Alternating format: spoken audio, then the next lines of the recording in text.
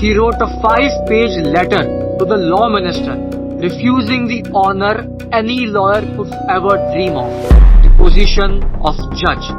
In that moment, he pledged to never accept the offer of judgeship despite being the biggest lawyer of the state. 2009, when you were 69 years old, you had a serious back injury, Yes. which led to a neurology cum orthopedic surgery, and you were at bed rest for more than a year, almost 1 or 2 years. You are a very sensitive and emotional person. Yes, I'm a As a- very emotional person. So, after 82, when you had an open heart surgery followed by a stroke, how did you again get back? Why did you again get back to a career like lawyer, and this career is a tedious job? Because that's my nature. My nature is to continue to fight. Since 2019 we are talking in January 2025, Yes. you have also left taking cases for money. Like, you do work, but you have stopped doing it for money. Yes. Like, you don't take money anymore. Actually, money was never the driving force in my life. Welcome back, audience. This is Atharva Khandekar on the Second Inning podcast with the studio of today's guest, Senior Advocate Ashok Chitale. Now, before I describe you this person, tell you his story, and tell you that why did he refuse judgeship, I have a question for you. क्या आप एक open heart surgery, एक serious backbone injury, एक stroke, एक 2 साल के horizontal bed rest के बाद 88 इयर्स की एज में 7 days a week, morning to night काम कर सकते हो? Sounds unimaginable, right? But that's exactly what our guest is. Crazy. Fast forward to 10 to 13 years down the line. Right. In 2019, Yes. you again had a health setback. Yeah. Serious. At the age of 80, that too really serious, an open heart surgery followed by a stroke. Yes. So, Which has even now affected me. yeah, which are, And when I'm talking to you, it's about 40% of my earlier capability. capabilities, so efficiency has been affected drastically. Very seriously. So, after such a major hit at the age of 82, Yes. which is a really sensitive age, Yeah. it's like we are humans, not turtles. So, after 82, when you had an open heart surgery followed by a stroke, how did you again get back? Why did you again get back to a career like lawyer? And this career is a tedious job. Being in law is a tedious job. It takes a toll on your mind and at your physical well-being as well. Yes. So, why did you get back again into it at 82? Because So, Ashok sir is a senior advocate by profession. He is a member of Supreme Court Bar Association. He is the biggest lawyer of the state. He is 88 years old and he still works 7 days a week, morning to night. And he still wishes to work till the last breath. अब देखिए कितनी हैरानी की बात है कि the biggest lawyer of state never actually wanted to become a lawyer. वो तो दिल्ली गए थे सेंट स्टीफन्स कॉलेज में मैथमेटिक्स में ग्रेजुएशन करने के लिए. Although he did pass his graduation with first division, but he realized that he do not have that keen interest or deep interest in mathematics to make a career out of it. अब ये हम बात कर रहे हैं 1956 की, 1956. उस time में engineering, medical, law, civil services, इनके अलावा कोई और फील्ड को इतना ज्यादा अच्छा माना नहीं जाता था. You see, some things never change. So by process of elimination, Ashok sir concluded that law is the best suited profession for him. अब यहाँ इस कहानी में एक बहुत इंपॉर्टेंट कैरेक्टर है जिनके बारे में मैं बाद में बताऊंगा. तो एलिमिनेशन राउंड से लॉ चूज करने के ऊपर मैंने अशोक सर से एक क्वेश्चन पूछा. How do you think your life would have been if you were not a lawyer? the options were, I was very keen about painting, Okay. about sculpture, Okay. about photography, and I could have gone into that life also. Artist. Like when I was in college, St. Stephen's College. That time there was a boy who was in the college. He was the son of Shankar of Shankar Weekly. Okay. He saw my sketches and showed them to his father. And his father offered that as soon as I did my BA honors mathematics, I should join him in Shankar's Weekly. So I could have gone into that life also. But by sheer accident, after I finished my BA honors mathematics, I veered into law because by that time I realized that my heart was not in mathematics. So then there was no other option. I could then have not have gone into engineering or medicine, and law became the natural choice for me. Because your father was a lawyer. Father was here. Right. So, But he never asked me, and he never forced me. It just happened. अब हमारी बात जैसे जैसे आगे बढ़ी, मेरे मन में एक सवाल आया जो बहुत जायज है पूछना to someone with a status and profession as big as Ashok sir. And this question was about insecurity. okay. So, after your schooling in Indore, you went to St. Stephen's, which is one of the most prestigious and elite college of our country. Yeah. Since then, even now, absolutely, even now. So, you studied in a government school in Indore. Now you have moved to St. Stephen College, where the crowd is of the cream people of the society. So you must have faced some kind of insecurity or any kind of inferiority complex, anything like that. Was that the case? Very much. Very much. For example, I recall one incident. This was what was called assembly in St. Stephen's. And the assembly is at the beginning of the day. And all students of the college, all of them, like there were 550 students approximately that time. Okay. They would assemble in the hall. And on one occasion, the principal, his name was Rajaram. Okay. He asked the children from which school they are. And somebody said Doon school, somebody said senior school, there somebody said Sanawar, the top schools in the country. I was mortally worried that when my turn reaches, I'll have to say Balvede Mandir. And everybody will ask, what is Balvede Mandir? It's unknown school. So luckily my turn did not reach. Okay. But I was very concerned about that. And there was a great inferiority complex. By the end of college, did you conquered it? Yes. I deliberately worked hard on it, because when I joined Stevens, my command on the language was not up to the mark. So I had to strive to acquire that command. And those days there was what was called a crystal set. Okay. Crystal set. Crystal set. Yes. Okay. And on the crystal set, you could hear the local radio station. Okay.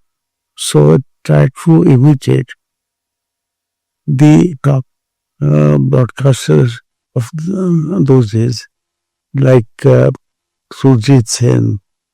Then there was also an Anglo-Indian broadcaster, I forget his name, Melville DeBello. Okay. So I would try to imitate them and try to learn their way of diction. And by the first year, I had picked up. And I was as good as the Sanor or those school children. In fact, better. because I had worked especially on this.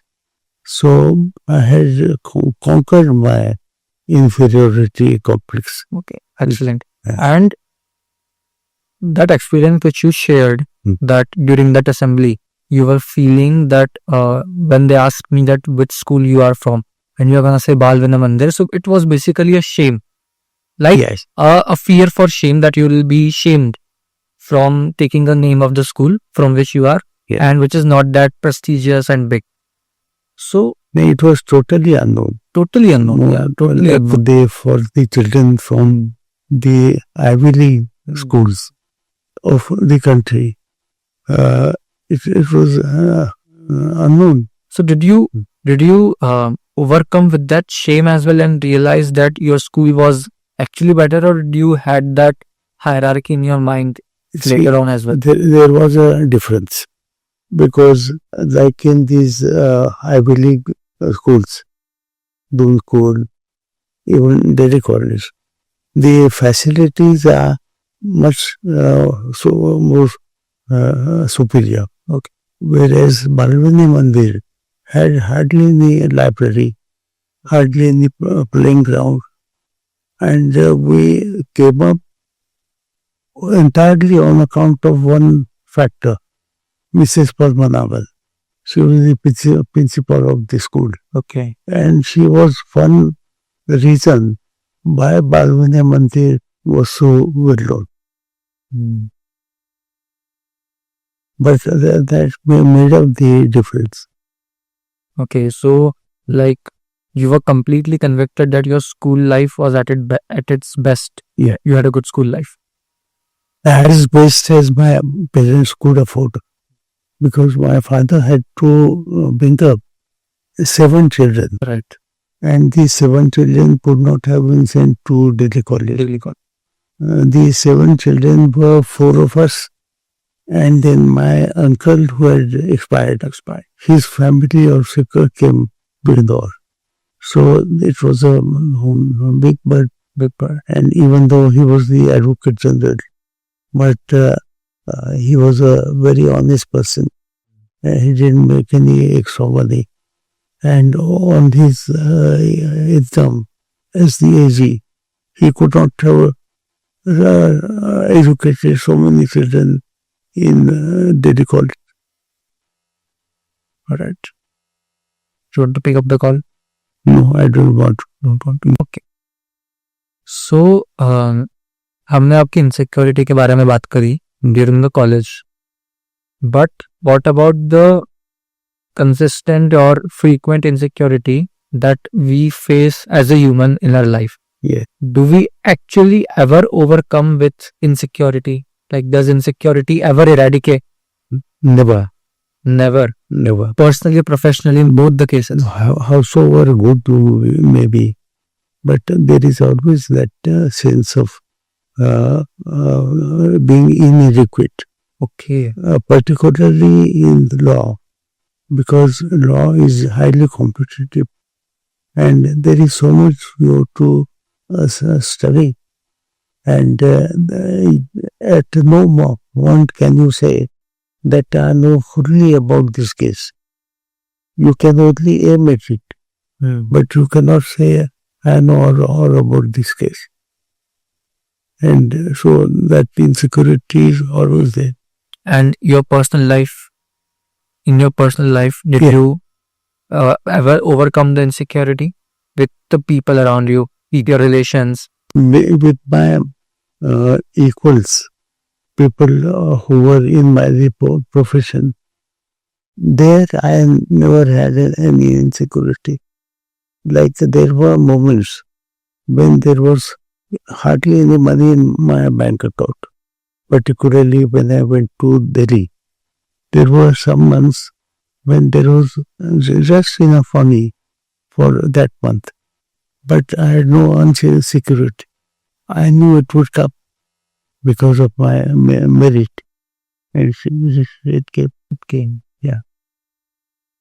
The insecurity was in regard to preparation of the case and whether I would perform in the court. Okay, understand. अब वक्त आ गया है हमारी story के missing character को introduce करने का, mister कंचन भाऊ चितल, और आई would rather say Ashok sir's father, advocate general Kanchan Bhau Chitale. So apparently Ashok sir उनकी फैमिली के 4th जनरेशन लॉयर. उनके फादर सेंट्रल इंडिया के नंबर 1 लॉयर थे. उनके ग्रैंडफादर भी लॉ में थे. उनके ग्रेट ग्रैंडफादर भी होलकर स्टेट से बिफोर इंडिपेंडेंस लॉ की फील्ड में थी. इनफैक्ट अशोक सर के बेटे मिस्टर भरत चितले वो भी सेम प्रोफेशन में है, एंड उनके grandchild mister Karan Chitale and उनके grandchild mister Kartik Chitale वो भी सेम प्रोफेशन में. अब ये बड़ी उम्दा बात है कि एक परिवार ने बढ़ते वक्त अब ये बड़ी उम्दा बात है कि एक परिवार ने बदलते वक्त और बढ़ती जनरेशन के साथ अपनी फैमिली में सक्सेस को होल्ड करके रखा. इस बात के पीछे का राज जानने के लिए मैंने अशोक सर से ये सवाल किया.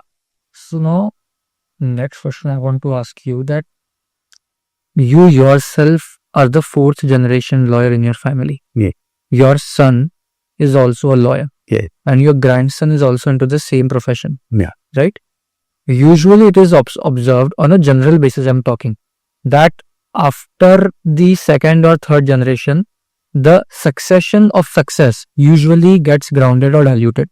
Like there's a generation which goes through all the hard work and sweat and creates that estate or creates a fundamental. Then the next generation is born with the silver spoon, Yeah. with a high chance to either spoil the privileges or either make it happen. And the 3rd generation, by the 3rd generation, the things usually go wrong, start going wrong. Yeah. But that is definitely not case in your family, I must say. Not wrong. Not So, what do you think are the reasons for this, for a family or for any individual to keep that legacy on and on and on? Like, what makes that thing go on? Yes. The only solution is Hmm.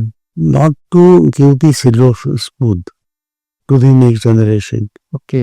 So if in those generation, is the child spoiled, then he is bound to come, because he then starts with an advantage, and that advantage is not gone. On the other hand, if you give him a silver spoon, then the silver spoon is bound to spoil him. In my case, in no generation was this syndrome happened. Okay. Like my great grandfather, he was very successful, but his son had to fight to become a high court judge of Holker State. Then his son, that is my father, he had to fight all the way. He did and succeeded. Then I was never spoiled. As I was telling you, the understanding between him and me is that I would not take advantage of his status. I'll just tell you an example. Yeah. When I came back from Delhi to join the bar, Hmm. I was not given the car or two-wheeler. Okay. I had gone with a bicycle. It was a humble bicycle. I came back with that bicycle, and for 2 years I was going to the court on the bicycle. The first two-wheeler came only after I had earned enough money to afford a Vespa scooter. Okay. So that came after 2 years. Then my car came after another 5 years. So I was not given a silver spoon, and that's why I was able to make it. I was able to compete, and I was able to perform. Despite being in bar association, you are still going to the court on bicycle. Yeah. For 2 years. 2 years. Excellent. And I recollect that sometimes Hmm. there would be rain Yeah. or very cold. Yeah. The Delhi's weather is In that rain, I would carry the files in a bus sack juggling on the cycle. Yeah. And get wet. The files would also get wet. But I fought it out. And so that's why I met. Impressive. Hmm. So the equation that you told between you and your father, Yeah. that nor will he handhold you, Yeah. nor will you take the advantage of his image. No spoiling. No spoiling. Yeah. If I may ask, was the same equation maintained between you and your son, Yes, and between him and his son? exactly. Exactly. Yes, we replicate the same behavior. Behavior. That nobody will be spoiled. Everybody will have to fight his way out Wow. and succeed. And that is the reason That's the the family has maintained the legacy That's But- the only reason. by struggling their way out. Yeah. And not by. On the other hand, Yeah. I'm aware of at least 2 examples Yeah. of sons of very successful lawyers. They were given these advantages, and then they were not able to justify them. Within few years they failed.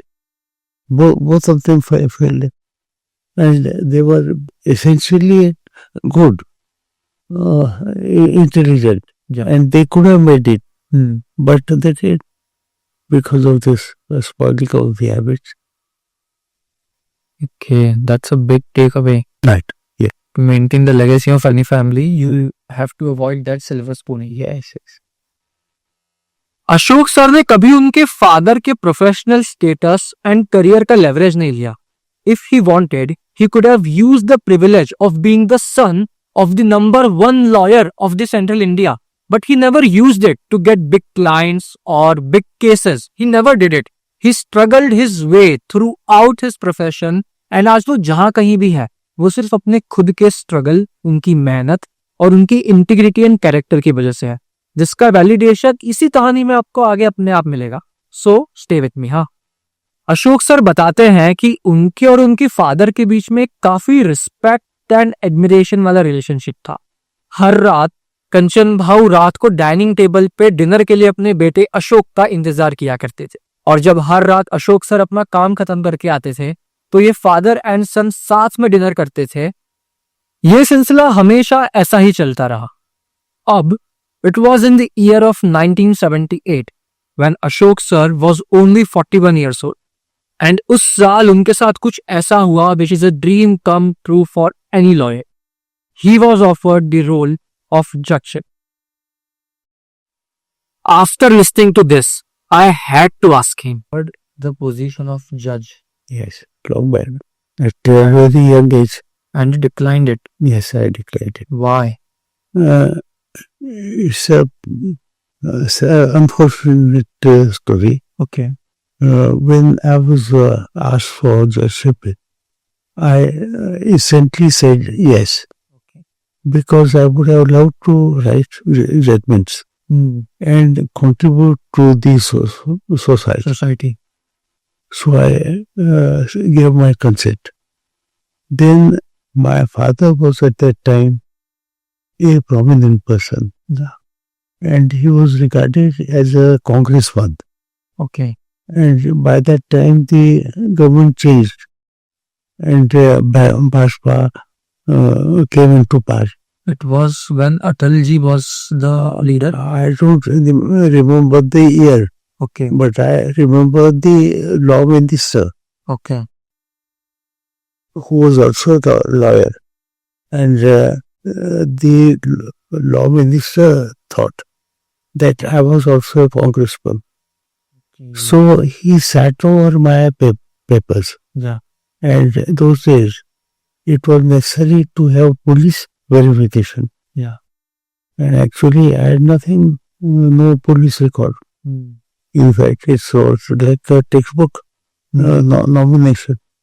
But he sat over my papers. And by the time the ministry was there, I had lost patience. So I decided to record my consent. Concern. And I wrote a long letter, which I'll show you sometime. It's a 5-page letter. Why I was no longer interested. And that's what happened. Otherwise, I would have loved to be a judge. Did they ever approach you again? And they kept on approaching me afterwards. But by that time, I had decided that if that is the price of judgeship, that you have to go according to the wishes of the government, then I would rather not take it. Right. And I'd rather be a lawyer and do something useful. What do you think your father's reaction would have been if you were to become a judge? No, he was also appreciative of my approach, Okay. that if that is the price you have to pay The little for judgeship. taught me. I was also advised that I should approach some people within the family who were party members Okay. and high in party. Yeah. So I told my father that if again that is the price which I am required to pay to butter up somebody, I am not interested. And that's how it was. I'll show you that later sometime. And you don't regret that? No. I'm happy that I stuck to my guns. That is when giant was the Chief Justice of Madhya Pradesh, G.P. Singh. I wrote a letter to him. Okay. And he was also very appreciative that I am happy that you have the boldness to decline on the principle. The courage to do this. Absolutely. Ashok sir की कहानी सिर्फ judgeship को refuse करने की नहीं है. He is a classic example of how a man of character, a man of strong will power and dedication with a passion can move mountains. In 2006, when Ashok sir was 69 years old, a series of incidents led him into a serious backbone-breaking injury. He had to go to a serious neurologic orthopedic surgery that made him into a bed rest of more than 2 years. He was horizontal for 2 years, completely disconnected through his profession and his career. Facing the setback of such a huge magnitude can devastate anyone, and especially at the age of 69, it can be very normal to feel कि अब retire हो जाना चाहिए. But not Ashok sir. Here it in his own words. 2009, when you were 69 years old, you had a serious back injury, Yeah. which led to a neurologic orthopedic surgery. Yeah. And you were at bed rest for more than a year, almost 1 or 2 years. Bed rest and like completely disconnected from your professional domain for 2 years, complete bed rest. So during those 2 years of having the space with your own self, what were the things that came into your mind? What were you thinking back then? कुछ दिमाग में ऐसे existential questions ऐसे कुछ आए? The first thing which happened during that orthopedic problem was pain. How to cope with pain. And the pain is enormous when your back gets fractured. Yeah. The whole system gets derailed. And that pain is the first thing that you got to fight for. Pain, then loss of rest. You cannot sleep, but you have to fight for it. And that's also part of life. Fight for the best that you can give to your body. Like how to bear the pain. That is also a state of mind. Okay. And one learns. It happens that you come to develop techniques of how to bear with the pain. Okay. Like often there were nights that I could not sleep because of the pain. But in the morning, you've seen my house. There are birds all around. Yeah. The birds would start the day. And when I heard the chirp of the birds, optimism came back. That if the birds contribute to life, then certainly there is something worth living for. And so it's a part of your process of living and fighting and surviving. And other than the pain factor, Yeah. any kind of philosophical or spiritual kind of thing going in your head? Because Pain is the first and foremost yeah, because it is immediate. correct. And without realizing how to fight with pain, you cannot survive. Yeah. The second thing which happens is pessimism. You wonder whether it's the end of life because whether you'll get back at all or the back fracture will turn you into vegetable all your life. So that also comes and is a part of the process. As a person, Ashok sir is really sensitive and emotional. अब ये जानने के बाद, I asked him that did he ever felt depressed or deeply saddened in his life?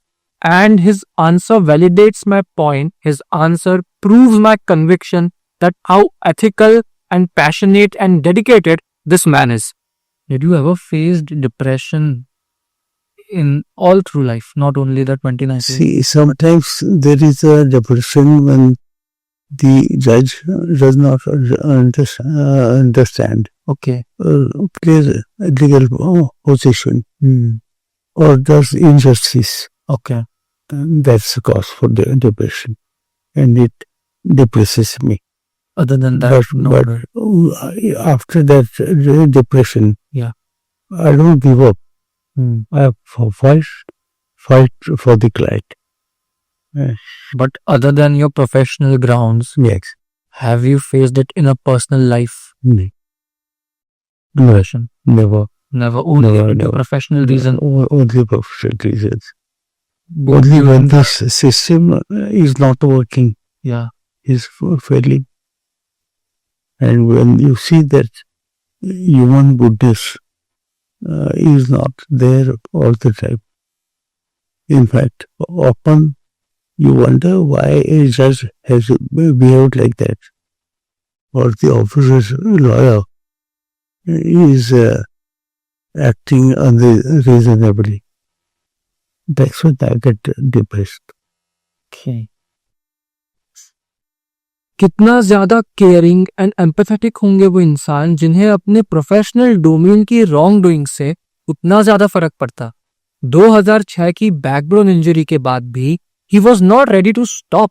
2 साल के horizontal bed rest के बाद he get back into his work again and still worked. 2006 की बैकबोन इंजरी के बाद he did not stop, he again got back to his work. Now fast forward to 2019 when he went through open heart surgery, followed by a big stroke, which affected his physical competence as well as his speech as well.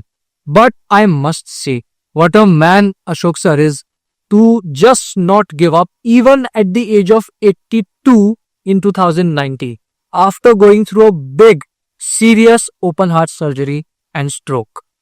Fast forward to 2019 when Ashok sir faced a serious open heart surgery followed by a stroke which not only affected his physical competence but also his speech. But what a man Ashok sir is. इतना बड़ा magnitude का attack, इतनी ज़्यादा serious injury at the age of 82 was not stronger than his willpower and his strength to fight back and to perform in his career and still work for people. So, after 82, when you had an open heart surgery followed by a stroke, How did you again get back? Why did you again get back to a career like lawyer? And this career is a tedious job. Being in law is a tedious job. It takes a toll on your mind and at your physical well-being as well. Yes. So why did you get back again into it at 82? Because that's my nature. My nature is to continue to fight, and optimism is my nature. No one in the family was like, now you should stop. Or No, nobody asked me. Nobody asked you to stop. No. In fact, everybody encouraged my re-emergence. Okay. And the emergence was not easy. It was very, very difficult. Do you think your family was one of the most important reasons that you could always re-emerge from any setback? The strong support system of my wife, my son, my daughter-in-law, and all others, my daughter. Without a support system, I would never have re-emerged. I managed to re-emerge only because of them. And because of my own inherent energy and your nature. And after that period of 2019, when you again recovered from that big health setback, since 2019 to we are talking in January 2025, you have also left taking cases for money. Like you do work, but you have stopped doing it for money. Yes. Like you don't take money anymore. Actually, money was never the driving force in my life. Okay. Because I always knew that howsoever low it may be, but I'll be able to manage to get along and survive. And that survival was never my fear. I was always sure that I'll survive. So, by hook or by crook, you are gonna do it. No. Therefore, working for like the poorest, and I think there are any number of cases that I can cite that I have done without any payment, often contributing my own money, often even going to Delhi or earlier Jabalpur at my own cost. Initially, it would be third train ticket, which was very hard. So money was not the driving force. Even now it is not. It comes, and you can see from my library that a lot of money has come. Without keeping it a primary objective. No, it was never an objective. I didn't care for money.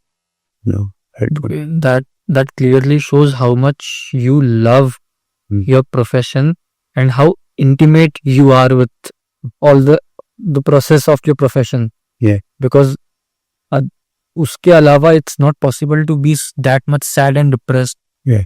Not only profession, but human life. Human life. Because law is also life. Yeah. Law is living life. Yeah. You are a very sensitive and emotional person. Yes, I am a very emotional person. Very emotional. What's your birth date? 13th December. 13th December. And you were born in 1936. 1936. Okay. Ashok sir की life से सीखने को वैसे तो बहुत कुछ है. For a man of his status and power, he is very humble and loving and caring. मैं उनके घर लगभग 5 से ज्यादा बार गए, उनसे बहुत बार मुलाकात की. At every time I used to leave, he used to walk me till his main gate of exit. I asked him कि वो हमेशा मुझे बाहर तक छोड़ने क्यों आता है, and listen to his answer. Now, one last question. Personal. I have every time I come to meet you, why do you always drop me till the main entrance gate? That is selfish reason for it. Okay. When somebody is in my office, then it's a full focus on the case involved. Yeah. But as soon as that job is done, then I want to escort the person who is visiting me Yeah. up to the gate, because it takes about 5 minutes. And in those 5 minutes, I want to know about the person, his life, his disappointments and joys. And that enables me to understand him as a human being. That's the reason. That's the selfish reason. But I never discuss papers, legal papers and legal stuff. If I get chance, I'll do it. Like when we meet, it's not legal, Yeah. but it's a purpose for which we are meeting, Yeah. both of us. Right. So that is what we discuss on my office table. But after that, then it is switch off. And then up to the gate, I want to know what your brother is doing, what your parents are doing, and your Thai who's in London. London. This information I can get in my office. So next time when I will come by, we will sit in your living room and not talk any purposeful conversation, no purposeful conversation. So we'll sit in the living room and have the convo. I have my own lessons and learnings from the story of Ashok sir, right from the misconception of insecurity to the importance of humbleness to the importance of great ethics, morals, the strengths of willpower, dedication, and the conviction that one can bring with his character and ethical and moral values. It was a lot to learn from him. A person coming from any chapter of life have a lot to learn from his story. And I must say that. Keeping aside all the lessons and learnings from Ashok sir, when I asked him that वो ऐसी कौन सी 3 lessons या learning है जो अपनी future generations को देना चाहेंगे, that he would like his next generations to have, then his answer was Yes. Honesty, honesty, and honesty. that's it. That's what. I expect nothing more. Even if somebody is not competent, I'll condone that. But honesty is the only thing that I value. And why so? Because I think without honesty, the system cannot go on. And he's And if there is dishonesty, then nothing will work. Well, that was the story of Senior Advocate Ashok Chitale on the Second Inning podcast. A story with a lot of life lessons, learnings, which you can actually apply in your life, make a change, and start your new innings. This was Atharva Khandekar on the Second Inning podcast, signing off. See you in the next week. Bye bye.